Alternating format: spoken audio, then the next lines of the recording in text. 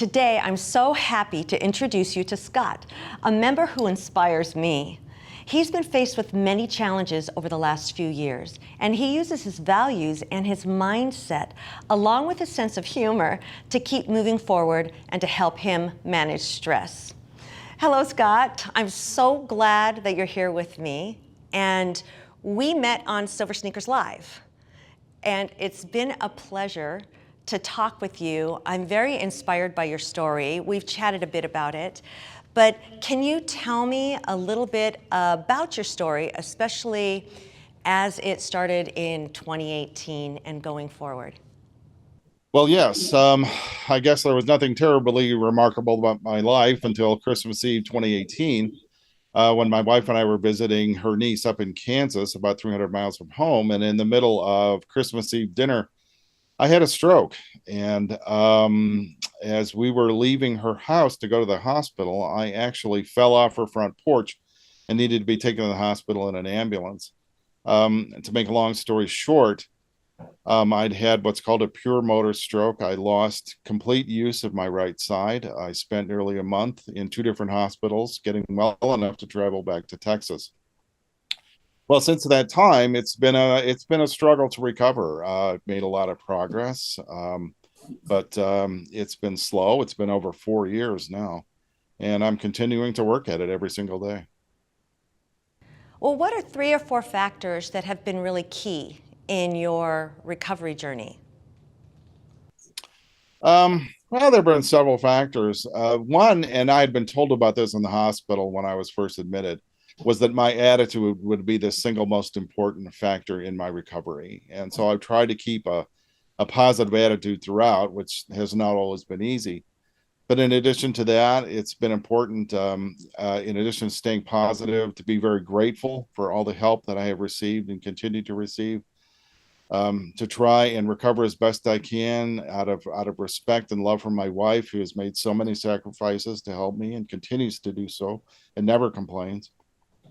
To try and keep, oh boy, to be patient with myself, because brain injuries take as long as they take. And I also try and keep a sense of humor as I go through, even when at times there really isn't much to laugh about. Well, how do you stay motivated when every day is a challenge? How do you keep going on this journey? One of the most important factors has been to keep my mind on how far I have come in my recovery, not on how far I have yet to go. So that I try and celebrate the important milestones, or to let myself have a bad day when I've had a bad day, but not let it become a bad week and a bad month. Well, and you've written a book. You try really hard to help others out. And has that helped you manage your stress? Yes, it really has. It's one of the real challenges is, at least it's been for me, is having a disability. It's sort of like the world kind of collapses in on you. The friends you thought you had, your old routines that you drive comfort from, aren't there anymore. So it's a matter of adapting to a whole bunch of new and completely unanticipated things, and so it becomes very easy to become so inwardly focused. You forget that you're part of a larger society, and that other people, the people around you, they still need encouragement too. They still need help.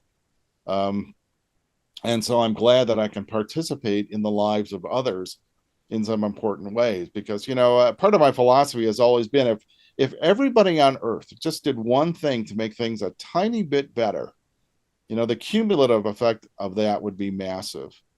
And so I try and do what I can to make things a little bit better, even in some very small ways.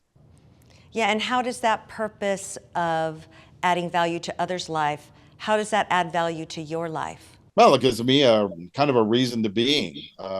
Otherwise, you feel like you're just consuming and not really producing. And the challenge as you get older, and especially being disabled, is you can feel superfluous very easily. That you just don't matter anymore. You've lost a lot of friends and you've lost a lot of ability. So what's the point in going on? But the point in going on is always to try and make things a little bit better. And you never know how a positive act will be magnified by other people. for example, I never knew that my recovery story would be inspiring to other people. It never, frankly, never occurred to me. I really appreciate you, Scott, and I will look forward to seeing you again in live classes. Well, thank you. I am so grateful for this opportunity. I'm so grateful for the SilverSneakers community, and your classes are always highlights in my week. So I look forward to the next one, which I think is tomorrow. Thank you so much, Scott. Scott's story is such an inspiration for me. I hope it inspires you as well.